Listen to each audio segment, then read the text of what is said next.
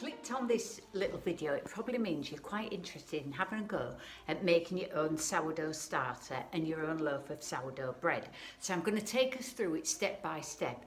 Now, if your copy of the book is one of the earlier copies, there is a typo.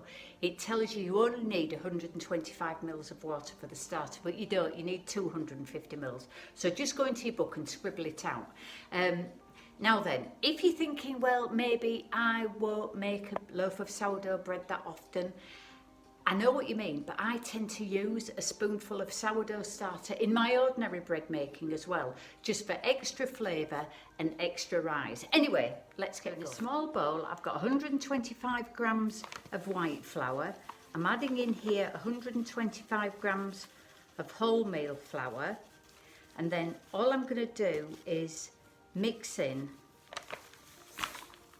the measured water, which is 250 mils, not 125 like it says in the recipe, and just stir that around. Just take my scales out the way.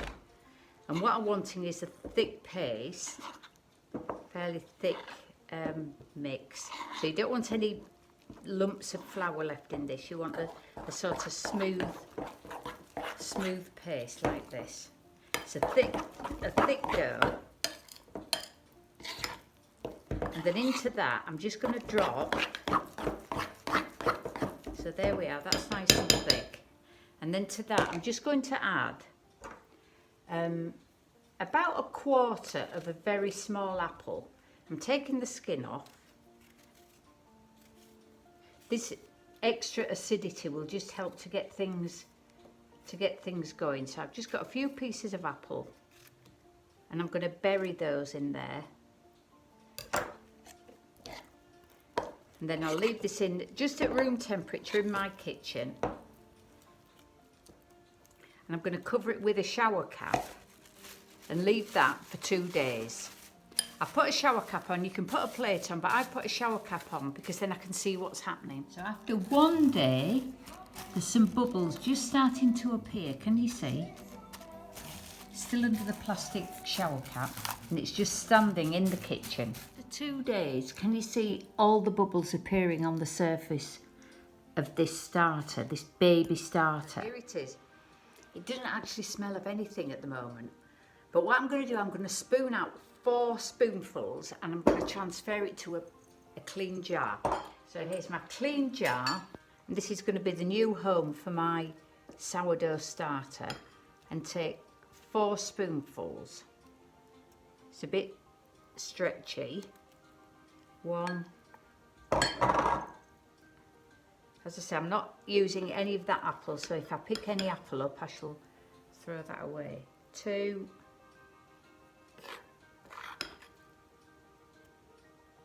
3.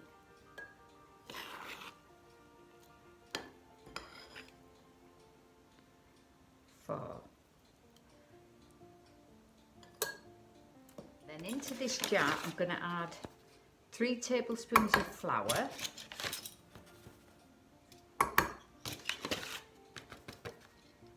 and 3 tablespoons of room temperature water, but I'm just going to mix these two together first. Once I've got the flour sort of mixed in like that, it's really stiff. Then I'll add there's a piece of apple there, I don't want that in there.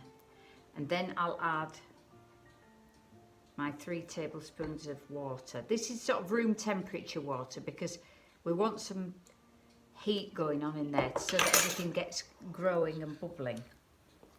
So here we are, I've got my 4 tablespoons of baby starter, I've got 3 tablespoons of white flour and 3 tablespoons of water. And that's the sort of, I've got a thick batter going on there. And what I'll be doing that every 24 hours for the next few days until it gets bubbling. Now, obviously there's nothing happening yet, but when I come back to it this time tomorrow, we should see some action. So lid on. There we go. Just so that I know where I am. Day 1. So then what I do is I develop a daily routine, and every day I get a clean bowl, I spoon in 3 tablespoons of white bread flour, 3 tablespoons of room temperature water and 4 tablespoons of this baby developing sourdough starter.